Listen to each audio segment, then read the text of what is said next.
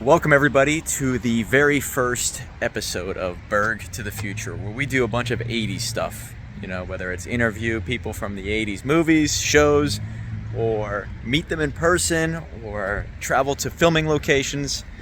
It's going to be a damn good time. So hang with us. Let's have some fun. I'm here at the Steel City Con, and it is April 4th, 2025. I'm going to see some people who have been on my bucket list items to meet, I guess you could say. Christopher Lloyd, Tom Wilson, Claudia Wells, Doc Brown, Biff, and Jennifer Parker. So hang with me. I'm gonna film a lot here. It's gonna be a lot of fun. Enjoy. All right, everybody, here is Ziggy, the one and only TV head. And you know what's the specific person here is she's actually my bookkeeper. So I'm with Ziggy, the bookkeeper, who I met here a couple years ago. And look at the whole get up. TV, radio, actually works. Best bookkeeper here at Steel City Con. Okay, guys, we just finished up meeting with Claudia Wells, Tom Wilson, and Christopher Lloyd. Got the picture. Here we are. What an amazing time here at Steel City Con. There's a lot more to do, but that is awesome. Bucket list item. You know, we're all time travelers. Some just go faster than others.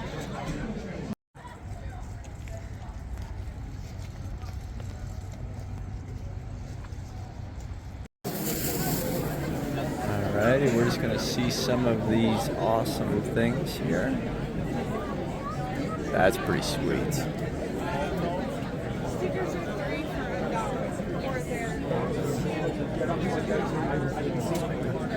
Wow, nice.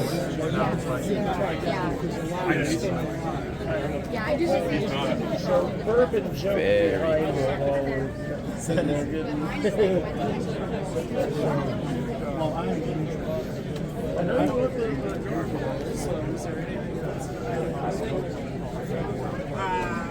We want to check one other person.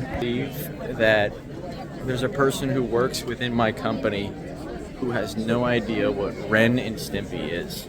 So I said, hey, you know your cat is like Ren from Ren and Stimpy? And she was like, what? Who doesn't know about Ren and Stimpy? Where there's magnets here? Yep. That's cool.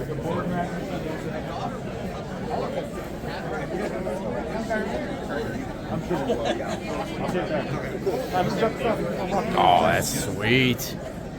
Check that out, guys. Oh man, is that awesome? I may have to get this. That's great. So that is buy one, get one free. I know I put it in, you guys trust me. Yeah. Let's see if there's any Back to the Future. Oh, that's cool. Two greatest of all time, the Mew.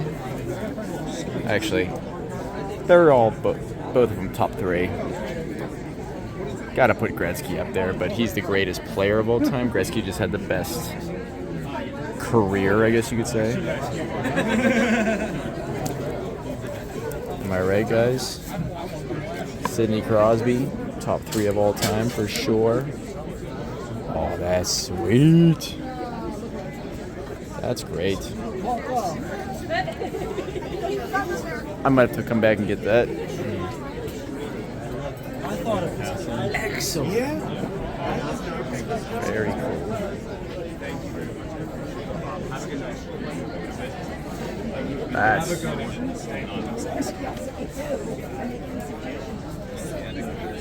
That's cool right there.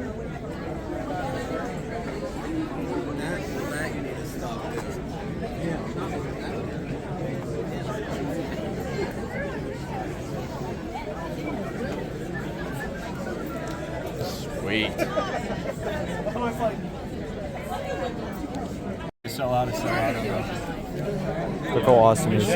Did you do the Mad Max? Yeah. I did a whole bunch of them. So I did this one, the Master Blaster, and then there's a Wes in the box. The Wes was I repainted. It was an old painting I just so that was in there. But then I ended up I did this one last summer, and then it even has the Dinky D and the deal there. I don't know if you saw that, the actual label. I put the words Dinky D because it's in the movie.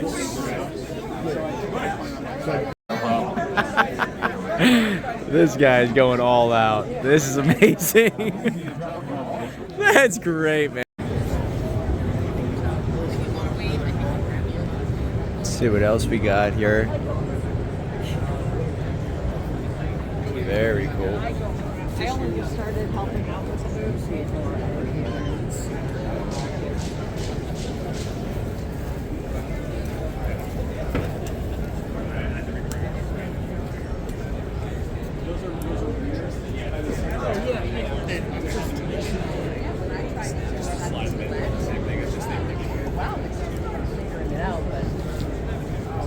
One guy said that there is an awesome Back to the Future custom paintings. So I have to get that. Where is it at though?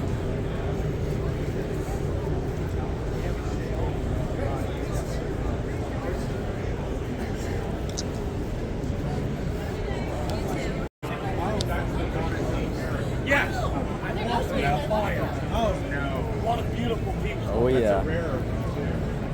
Story of my life, brother. Yeah. Well, you're in good company. There we go. How about this?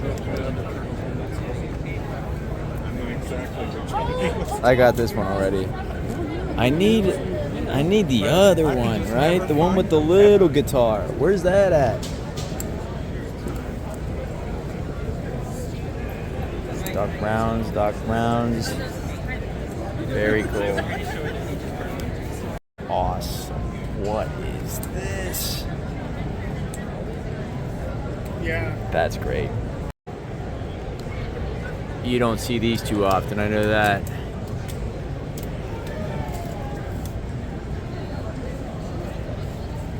This is our time down here.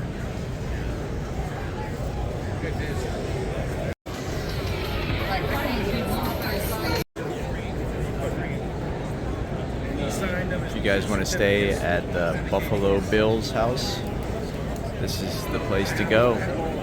Stay at the house. It puts the lotion on its skin, or else it gets the hose again. This is one of the most impressive things to me. I am fascinated by this stuff. Yes.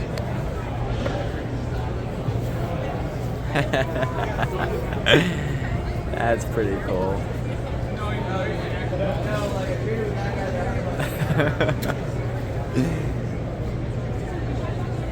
That's pretty sweet too.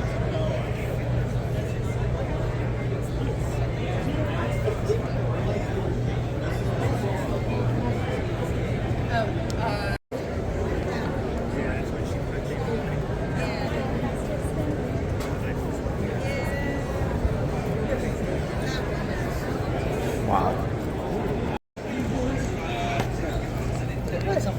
That's awesome. Very cool. Oh, you have an amp set up? Very cool. That's sweet, man. Sweet. Plasma rifle in the 40-watt range. Just what you see here, pal. The Uzi 9mm. Yeah, he gets it. Oh, that is amazing. I'm your Huckleberry. Long live Val Kilmer. That's great. Very cool. Looks like he's Comic-Conned out right here.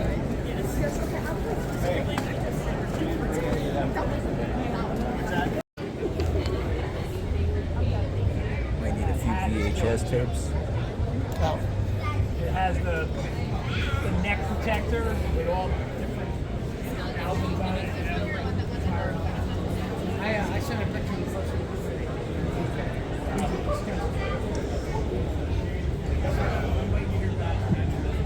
Back to the Future Nintendo. Where's that at? Come on, where is that at?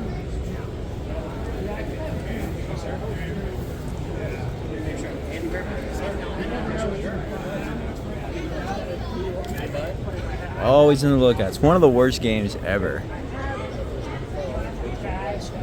Blades of Steel. One of the best games ever.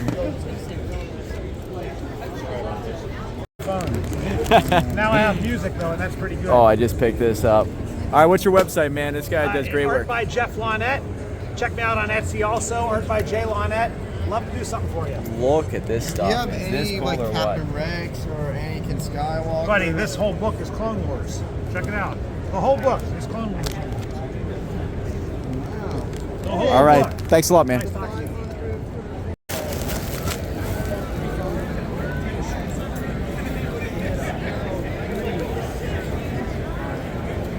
99% sure I got all of these somewhere.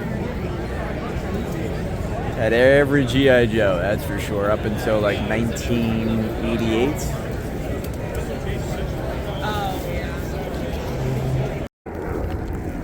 Guys, is this normal? 1, 2,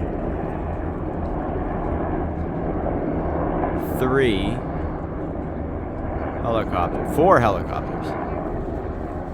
Is that normal?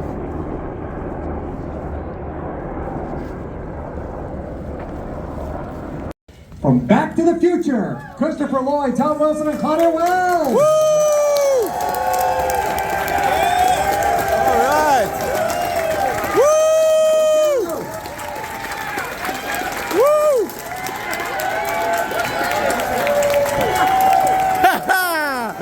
Yes! Josh, what's up? Come on! Come on, Biff! Come!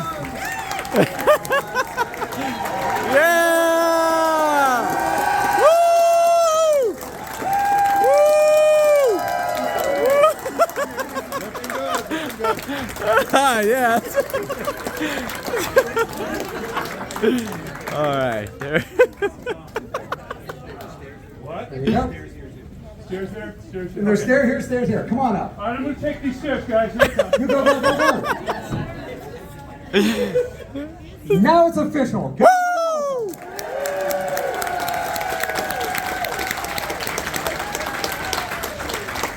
Excellent. Oh, you're gonna. Yeah, there you go. Well, welcome. Actually, welcome back, Mr. Lloyd and Wilson.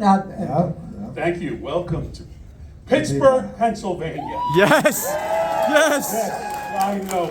Roberto Clemente. That's right. French fries and sandwiches. And Claudia, welcome. First time here for you. This is awesome. All right! OG! So I just have some nice general questions, and they're going to have some nice questions, and it's all going to be pretty darn nice. So just right off the bat, when you first read the script, what about it drew you to this project? What elements of reading the original script of Back to the Future said, I think I want to be a part of this?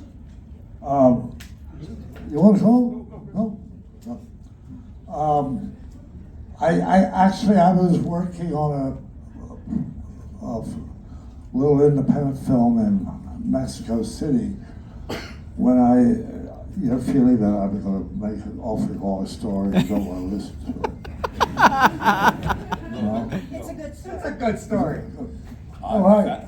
A little feedback. So, the script, my agent sent it to me, Mexico City, and I had made up my mind at that time I was going to move back to New York for one reason or another. And I wasn't interested, and I picked it up, I looked at it, thumbed through it, and then I put it in the waste basket. And friend who was with me at the time said, you know, Chris, when you live in New York, you'd go wherever you had to go. If there was at least the teeniest possibility there might be a part, you know, I'd be there one way or another. So I felt she had some truth in that. So I looked it over again, and then went back to New York and met Bob Zemeckis, and that was that. Yeah, Oscar. See? Over. I can't speak. I saw the script for Back to the Future, much like Chris. But the thing with Back to the Future to me, when I saw the script, was it represented to me a job. And I had heard through some people, through scuttlebutt, you know, Hollywood, that sometimes at these jobs, you get money. And most importantly to me, you know what, and it turned out to be true, in these movies that they make, free snacks. So I auditioned with about every actor of my class. You know, he was a senior class, I was a freshman, and we came in. So I auditioned many times for the role of Biff. I had done a few things, you know, it's on some videos, but you know, I had done things. I'd worked in theater a lot. I'd worked in television a lot. I worked television commercials. I introduced biscuits at Kentucky Fried Chicken. You're welcome. Yeah. I'm just saying, you know, I'm not putting myself on a pedestal. I'm just saying, before me, no biscuits. So that's an improvement in America. But before that, I'd done TV and that. But a movie like that was, I thought it was going to go to Judge Reinhold, you know, Andrew McCarthy, one of those guys. Tim Robbins, who once years ago came up to me and said, I really wanted that Biff part. But a lot of guys auditioned for it, and I kept auditioning, thinking, wouldn't it be great if I actually got cast as one of Biff's gang members? Because Biff is going to be a movie star guy, you know, and I've just been, you know, I'm biscuit boy. So, but not that that's bad. But I kept auditioning, and then Crispin and I auditioned together from the very beginning when they started pairing people together. You know, Bob, you read with John. Tom, this is Crispin Glover. And we read together every audition. I never read with anyone else. Once we read together, it was like us, both of us, through the entire process until we were cast. And years later, I was like, man, we came back 6 or 7 times in that audition process. And one of the guys just said, first time, we were like, those are the guys. So, and then we went through. So then I was finally cast as Biff in Back to the Future after the whole entire process. Silence. I'm just saying, you know, don't do it now. It's cheap now. I don't need your cheap pity applause.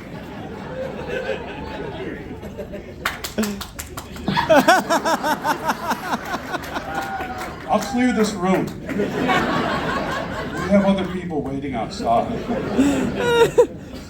Isn't this fun? I get to hear everything for the first time too. Okay, so my audition scene was Lorraine and Marty in the car at the Enchantment Under the Sea dance where she's smoking and drinking. And the guy I read with was on his 11th callback.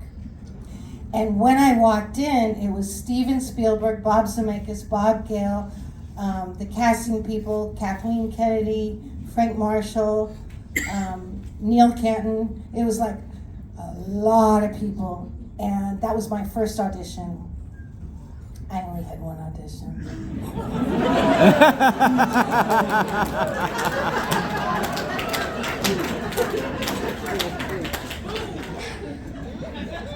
When you lob a softball like that, I'm not even swinging. No, but you know what? It's not. It was only because I had screen tested for Young Sherlock Holmes, Gremlins, and Goonies, and I didn't get the part. And so they all, I'm sure, knew me at that point and thought we better cast her because she's just going to keep auditioning for me. So it was super fun. I was in there for like 3 hours, and Steven was asking me all these questions. First, he kicked out the cameraman, and he said, "I can't have a cameraman in here. You leave. I need to be behind the camera." And the guy was like, "Are you serious?" And he goes, "Yeah, I'm very serious."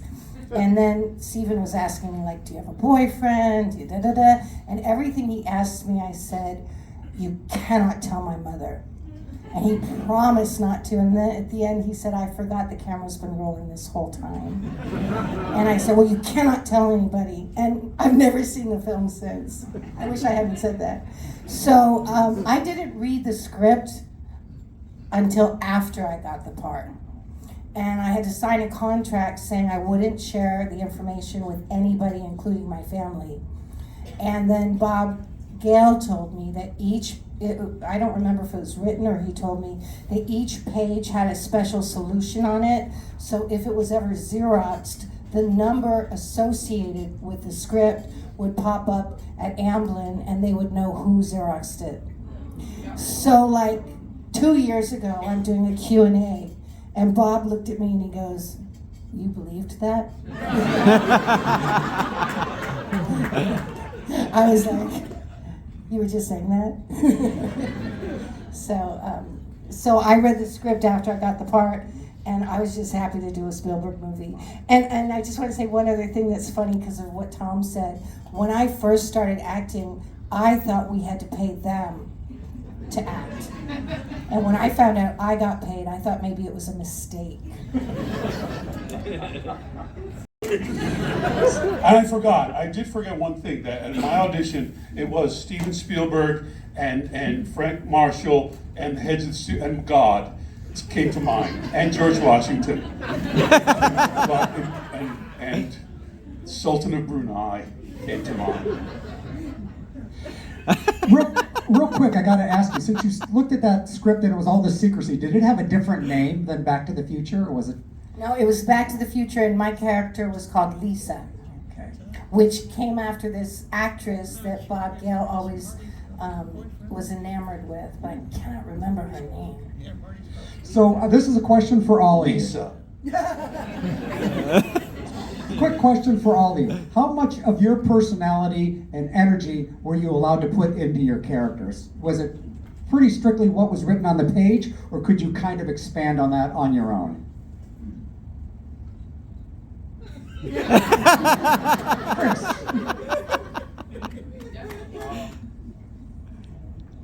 Yes, I just kind of got off on the way it was written. He's somebody who's constantly afraid he's done something, or somebody's going to do something that's going to cause the implosion of a space-time continuum. Wouldn't you agree? I do, Okay. indubitably. So, Doc is always hysterical. "Marty, don't do that. No. Maybe if that happens, that's going to happen." That's where he's kind of at. So I just wanted to try to. Because was the character at all written with you in mind even before you were cast? Because nobody else could really pull that off, in my opinion. That character of Doc, was that written with you in mind from the get-go? Because it's such a good match. I've never heard that officially, no. So, I don't know. I'm going to take that as a yes.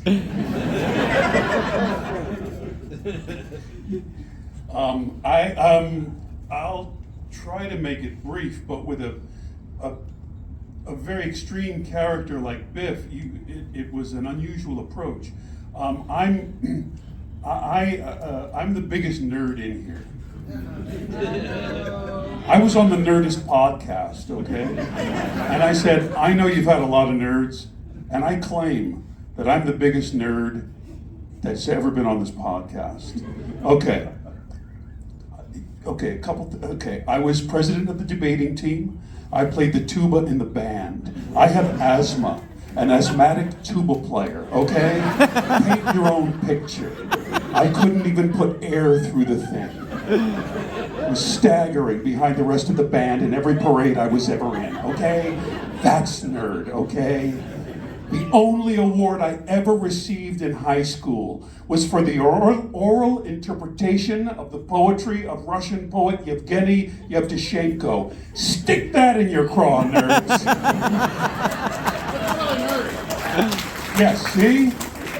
Okay, maybe not the gold medalist, but I'm around the medal stand. So I had asthma. I missed a lot of school. When I came back to school, I was pushed around by bullies most of my whole life.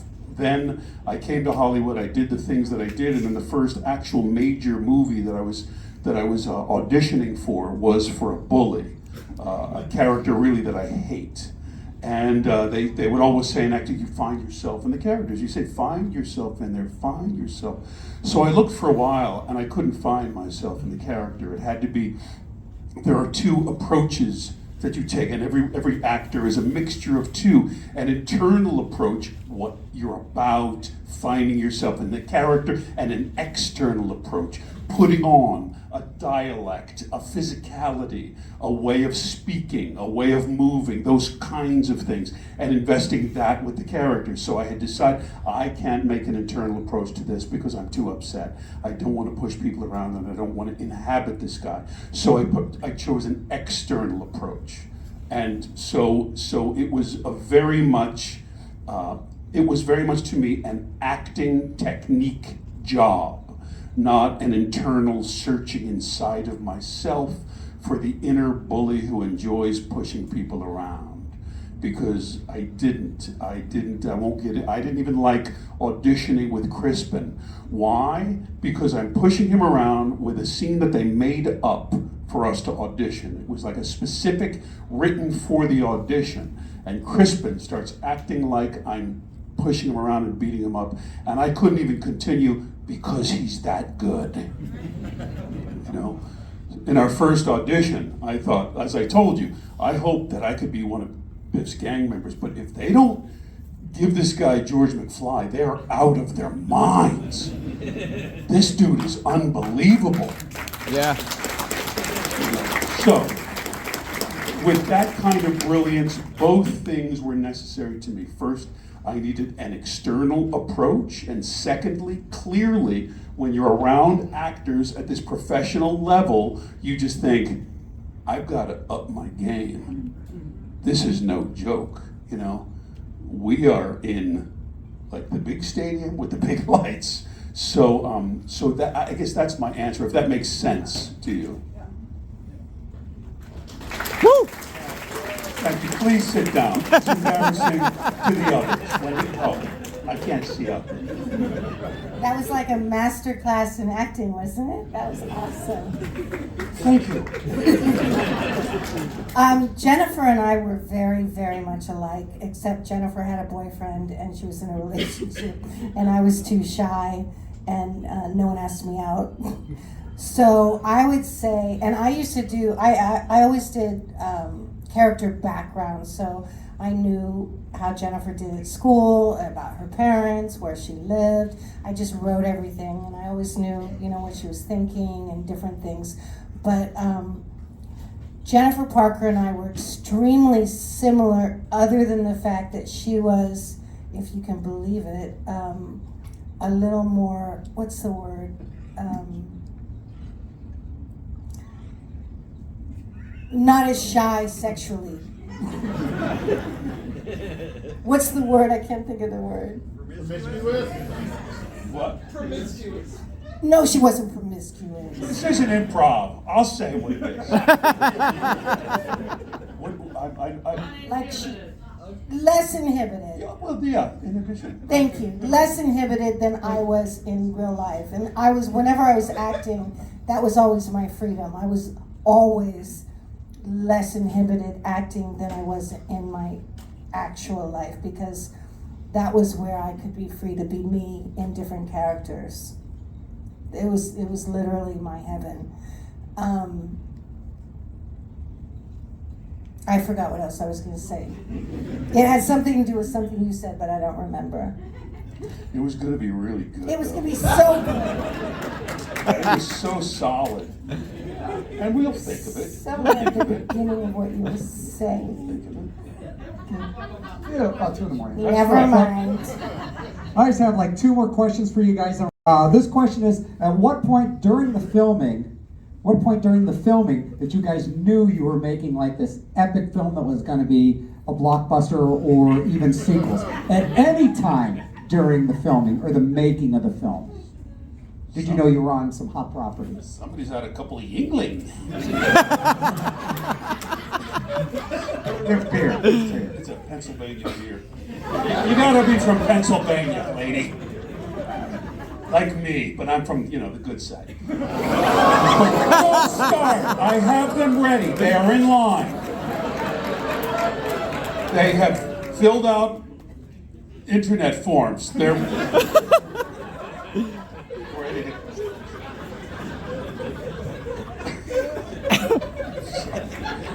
May I answer this one a little bit? Did you know, while we were filming back, the first one, Yeah, did you know, this thing is good? I didn't know it was going to be this good. I felt, I had a certain feeling about it that it's going to be consequential. But in no way did I imagine it just goes on and on and on and on and on. Which is fabulous, by the way. I mean, the film has meant so much to so many people in kind of an astounding way. It's like, I feel some people say how they started, how it made their life growing up. And I thought, wow, respecting the film, but I mean, what kind of situation that people grow up in where the film has such a huge meaning for them? And because I've never gotten reactions like that in anything else I've been in to that extent. So I thought that was, where were we? Sorry, yeah. I won't get into it, but as everyone mostly knows in lore, the movie making changed when the cast changed, and Michael J. Fox came in. The movie, I thought that we all have high hopes for the movie. We all have high hopes, but I didn't know anything because I didn't know much about movie making. I was just doing my best. And yet something seemed to be wrong. Of course, I thought that was me. But we changed the movie. Michael J. Fox was coming on. And the filmmakers, the producers, everybody says, we're doing this because this is going to be a great movie. And we can't abandon this movie because what's happening on screen is just really great. So we have to sort of fix the things that we think are wrong about it and put it up there. But still, you don't know. You don't know. A friend of mine, there's a Walla group. You know the things in movies where people are talking at a party, and it's called a Walla group, and you go to a studio and literally watch the movie. And when a friend of mine is the tow truck driver's voice pulling George McFly's car into the driveway when I'm, saying, hey, I spilled my beer all over when the car drove into me. Anyway, so it's called a Walla group. And you watch the whole movie, and you're filling with party things, and you're doing all sorts of different voices for the movie. My friend calls me and says, this thing is fantastic. This movie is fantastic. Wow, great. Yeah, and then it came out with like Steven was on the cover of Time magazines.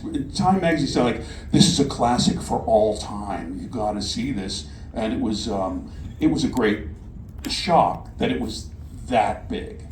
That it was that. You remember how films would have legs?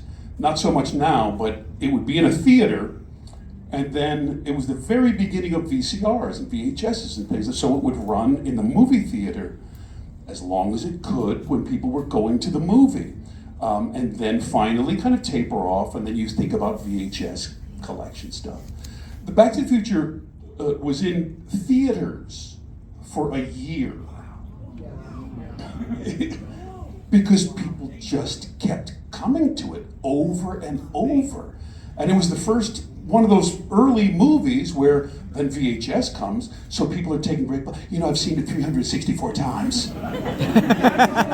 He's seen it 675 times. You know, and people taking pride in that. So it just got out of hand, as here we are. I mean, Leah and I, last year, 2020, we were in Tokyo, and everyone's going crazy, and we're staring at each other going like, hey Leah, we're in Tokyo, Japan in 2024. You know, so yeah, it gets it went crazy.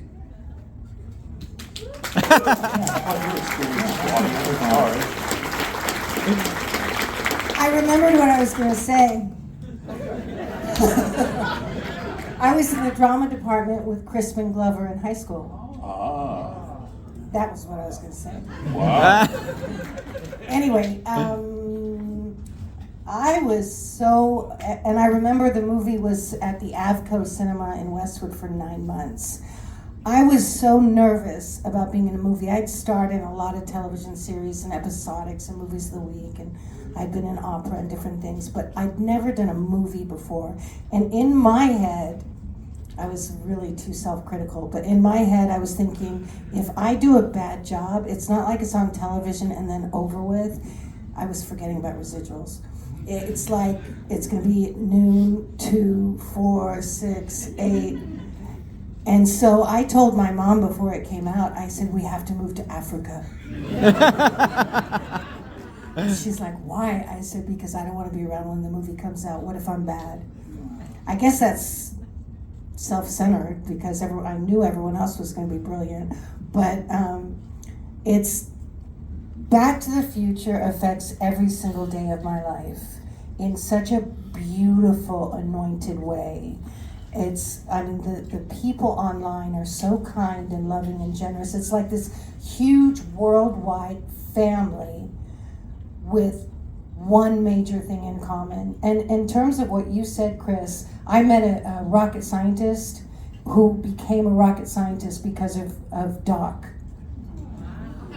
And I mean, I've met neuroscientists who said the same thing, and it's affected. I could go on and on about the beautiful things that people have told me about how it affected their lives. So many mafia kingpins have come to me. And thank you for inspiring them. I would have never thought to loan people money and then beat them up and then have them pay me back. But I thank you from my heart. I go, yes, sure, Rocco, anytime. Let's get some questions from the headed back to their table to sign after this. So if you didn't have time for your questions, hang out with them later. Let's get some questions. First off, thanks so much for being here. This is awesome. One of the best parts about Back to the Future, I think, is the hidden meanings in the movie. I think there are many hidden meanings. Standing up to bullies, the importance of having the right mindset, having the right vehicle in life, you can go anywhere. What would you guys say is the main takeaway, the main meaning that you got from the film? The main meaning of the film. Love can conquer all and last through any time continuum. I like it. I like it. Hi, Claudia. It's such a thrill to see you with the rest of the cast. Can you stand up? Can you stand up, please? That was very strange. Was it strange? You're such a jewel, and it's such a rarity to see you with the cast tonight. Totally love it. So hopefully we'll see more of you. But I have 2 quick questions. First question is, did you get the role maybe because your last name is Wells? And then the second question, H.G. Wells. And the second question is, what do you think of Elizabeth Shue's performance in part 2 and 3? I'd like to know. Great questions. Well, my birth name is actually Heinemann. I became Wells when I was 11 and had to decide what name to put on a TV show, and my mom and I were driving by Wells Fargo Bank, and she goes, Claudia Wells, that sounds good, and I was like, okay. But my birth name is Heinemann. I don't think that had anything to do with it. And then the second question is, I was so honored that they cast Elizabeth Shue as my character. I think she's brilliant. And if anyone hasn't seen Leaving Las Vegas, y'all have to see it. She was nominated for an Academy Award. And it actually weirdly makes sense that they cast her because Adventures in Babysitting was down to her, me, and Phoebe Cates. And I thought for sure I was gonna get it because I've been a professional babysitter since I was 7. But the fact that they thought of us so similarly years before, and then she got cast, I thought, I was flattered. I thought, cool. Hi, Tom. Sorry, a little nervous here. My question. What is your name? I'm Josh. Josh. Yeah. Excellent, Josh. My question for you is, and you went over how you kind of found that external motivation for Biff and being a bully and stuff, but did you find it even more challenging because you played so many versions of Biff and Griff? You know, you've got modern day 1985 Biff, you've got 55 Biff, you've got Tycoon Mafia Biff, Griff, Old Man Biff. I had a lot of things. You had a lot going on there. And I think you're the only one that had so many versions of your character throughout timelines. Did you find it? And obviously they're all bullies and stuff, but there's definitely subtle differences as a viewer that you can see between all three of them, which is a testament to your skill and talent. But did you find it difficult to? Oh my God, how am I going to play this many versions of this character and still have the same, you know? Yeah, I'll try to make it as brief as I can. When we got the script for Back to the Future 2 and 3, it wasn't Back to the Future 2 and 3. It was Back to the Future 2, and it was called Paradox. And it was like that thick. And they just thought, we'll make Back to the Future 2, and we understand that some of this stuff can't live, but we're going to write the whole thing. Go to the West, all that stuff. And then it became Back to the Future 2 and 3. But when I received the script that thick for Paradox with all of these characters, I received it like late in the afternoon. I started looking through it and seeing all these different characters, and I had like a little bit of dinner because I lost my appetite, and I went to bed. You know, laying down in bed like,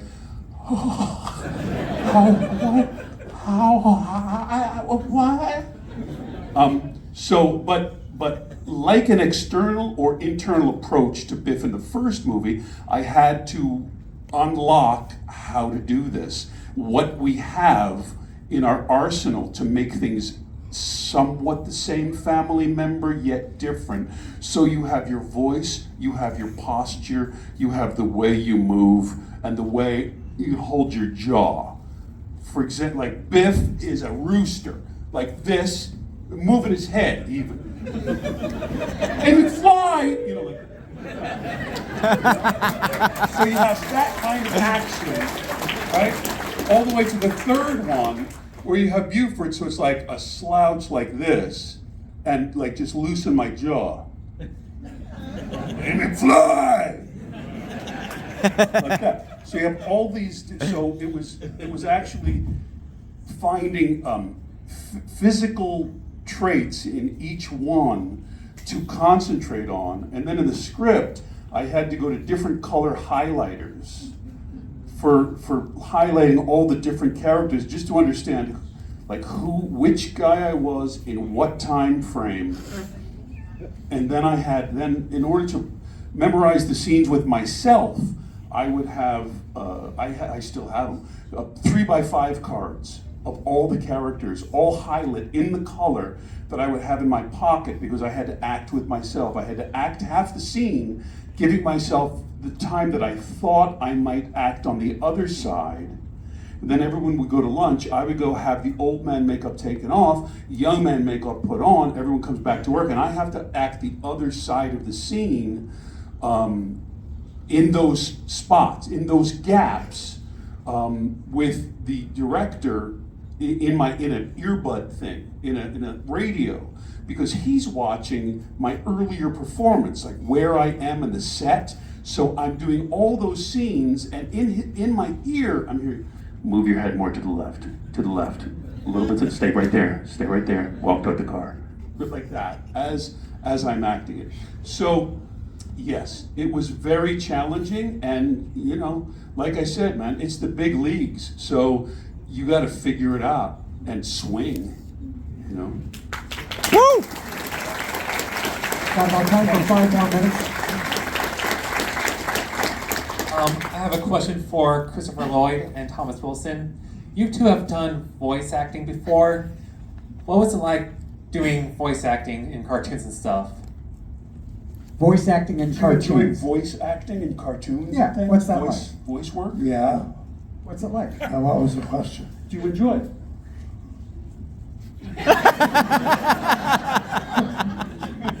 Yeah, I guess if you're only using your voice, because your character is going to be drawn and painted and all that, so you're just giving the voice. So I find that in front of a mic, and say you're doing kind of an emotional scene, I get very physical about it.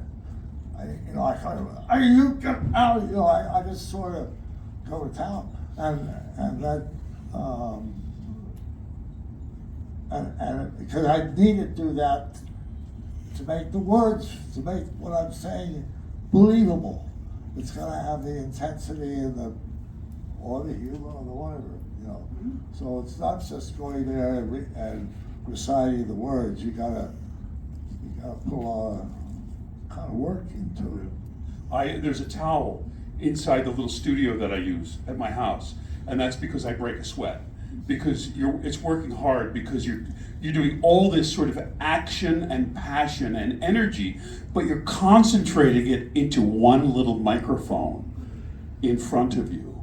So, you know, there's that, and like Chris said, I always wear a watch band and not bracelet, because I'm whipping my hands around so much that if things make noise, they click and clack, and you can't be, you know, so I can move my arms, and I can, you know, like that. So, but, man, I love it. I love it. I think, you know, I'm biased because I'm still working at Nickelodeon, on SpongeBob, on the Patrick Star Show, on Disney some, Spider-Man, I'm Sandman on that. But I've been a part of that SpongeBob family for 25 years. And now it's such shorthand. It's still, we improvise the script, we have a lot of fun, we know each other, and it's just wonderful in that way, because doing stand-up comedy, doing improv a long time ago as I did, it's wonderful to still be a part of such an active and creative community like that. So man, I love it. I'm no longer playing grizzled police captains in bad cop shows. That's okay. I did enough of that, thank you. But free snacks still on TV. But I'm enjoying very much working in animation still. Excuse me for interrupting. Who are you on SpongeBob? I'm many things. I'm Reg, the bouncer at the Salty Spittoon. Welcome to the Salty Spittoon. How tough are you?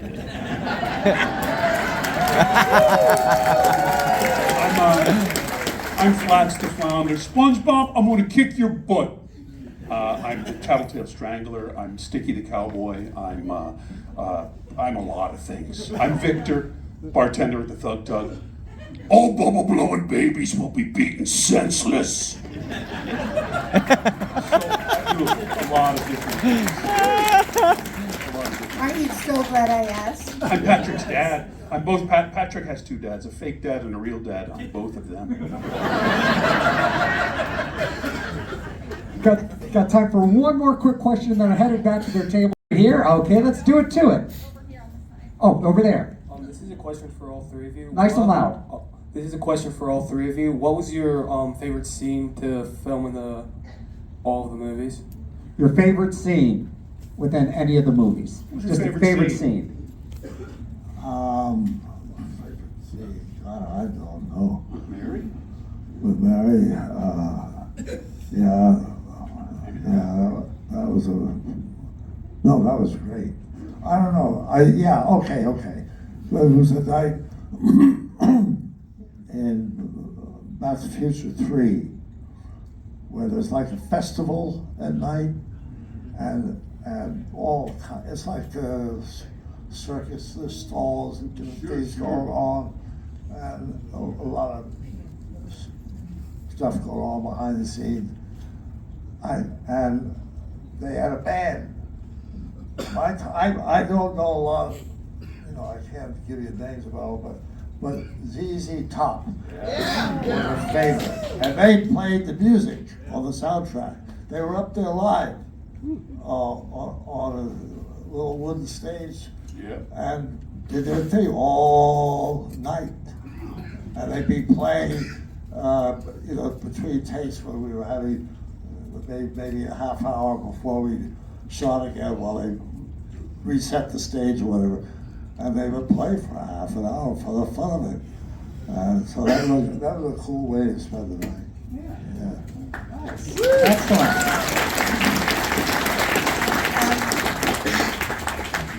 I didn't have a lot of scenes, so I really loved every single one of them. And Marty almost kissed me in most of them. So the scene with the clock tower was very interesting because it was all one take. So we started walking, and then there was the aerobics people and the car that goes by, and all these different things had to be on point, perfect, or we did it again. It wasn't just us. So that was kind of fascinating.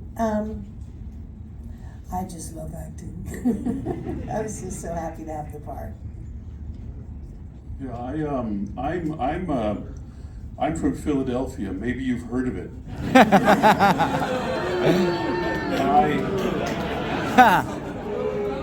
Oh sure, Boo Rocky.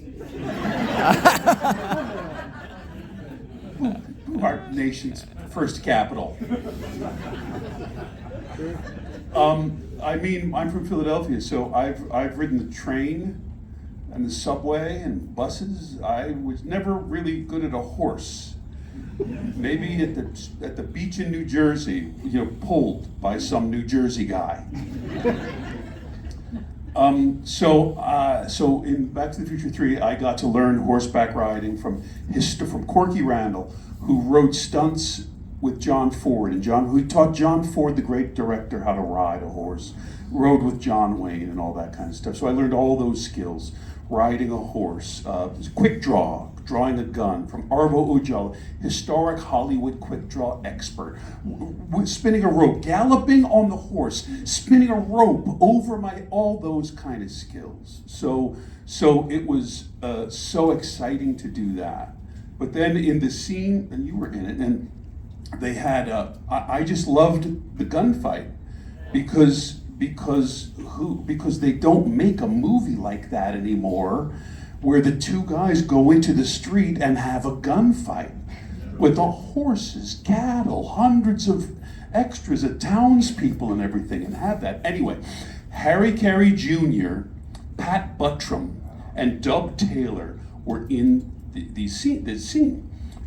And they were historic Western actors in John Ford's movies for decade upon decade. Anyway,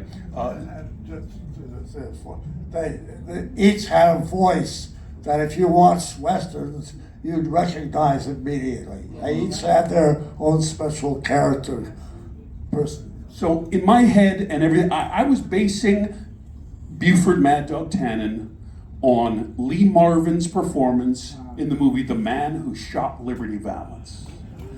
Wonderful performance, incredible, so deadly.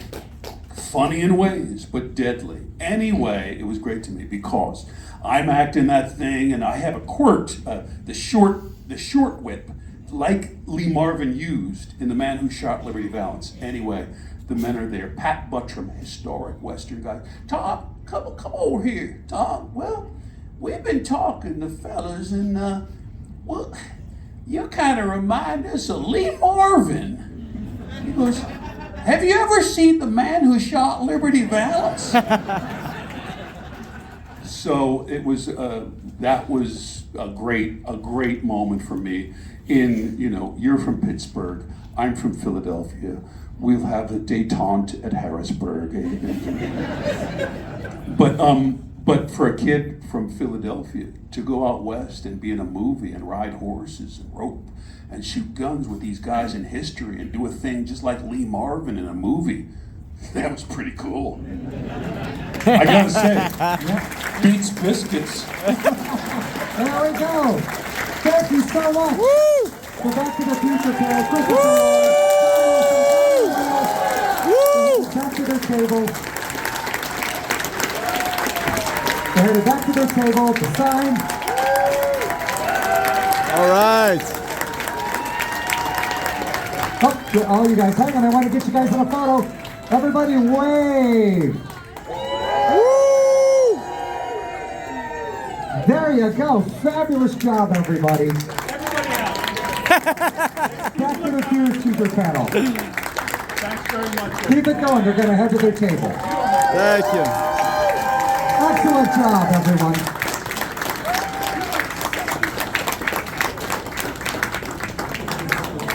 Thanks for the first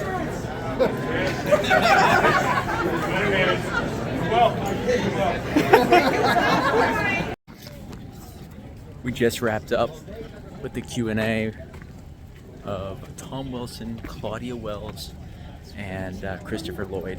It was awesome. I was even able to ask a question in there. So Tom Wilson is hilarious. Always is. So Steel City Con did not disappoint for the very first episode of Burgh to the Future. Wow. Got a couple of items, and we'll always remember this night/day. Thanks for tuning in, and remember, you can accomplish anything if you put your mind to it.